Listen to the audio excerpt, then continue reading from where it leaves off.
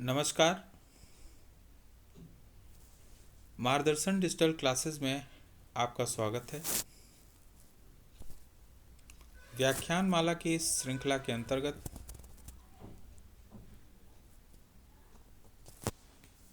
Lecture number 4, जिसमें हम आज बात करेंगे प्राचीनतम भारतीय भौगोलिक चिंतन के बारे में। सिंधु सभ्यता वैदिक काल, संहिताकालीन ग्रंथ, ऋग्वेद, सामवेद, अर्थवेद, उपनिषद ग्रंथ, महाकाव्य काल, पौराणिक काल में सप्तद्वीप, सप्तसागर, पर्वत, नदी आदि का वर्णन किया गया है। प्राचीन भारत में भूगोलवेत्ता यानी भूगोल के संदर्भ में जो विद्वानों ने विचार व्यक्त किए हैं, उसमें कौटिल्य, जिन्हें चाणक्य के नाम से जाना जाता है, आर्यभट्ट, वारामिहिर, भास्कराचार्य, कालिदास, धन्वंतरी, बाणभट्ट एवं चरक का नाम आता है। कौटिल्य, जिनकी रचना अर्थशास्त्र, चूंकि ये अर्थशास्त्री थे तो इनका जो ज्ञान रहा है। तत्पश्चात आर्यभट्ट, जिन्होंने पृथ्वी को गोल बताया,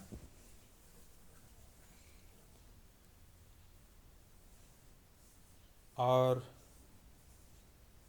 सूर्य केंद्रित सिद्धांत इन्होंने ही प्रस्तुत किया है।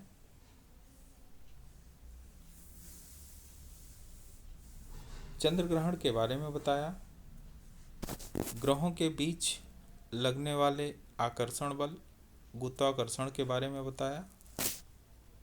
याद रखिएगा, गुरुत्वाकर्षण बल की खोज न्यूटन ने की 16वीं शताब्दी में, लेकिन ऐसे आकर्षण बल को गुरुत्वाकर्षण बल के रूप में न कहकर और किसी बल के रूप में कहा गया होगा, उसकी खोज या उसके बारे में बताने का श्रेय आर्यभट्ट को जाता है। वारामिहिर, इन्होंने पृथ्वी की त्रिज्या 1018 योजन बताई।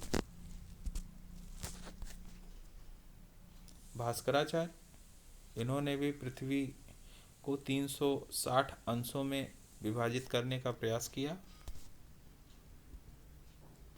कालिदास, धन्वंतरी, बाणभट्ट, चरक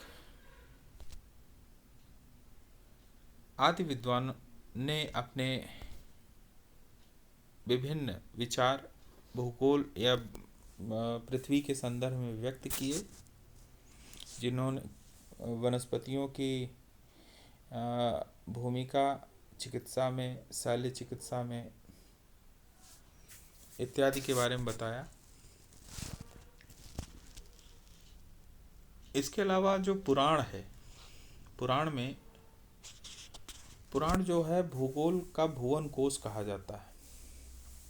खगोल एवं ज्योतिष के बारे में, 10 दिशाओं के बारे में आपको पता है। 10 दिशा, 8 दिशाओं जो आप जानते हैं, एक ऊपर नभ और नीचे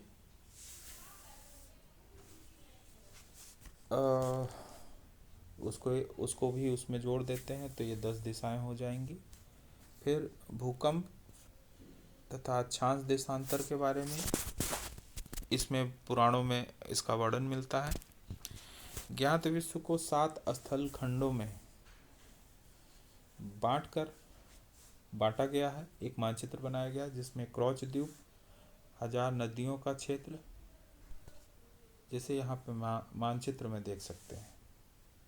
ज्ञात विश्व के जो 7 स्थल खंड ये हैं, जो क्रौच द्वीप, 1000 नदियों का जो क्षेत्र है, ये क्रौच द्वीप है। इधर पेन कहाँ है?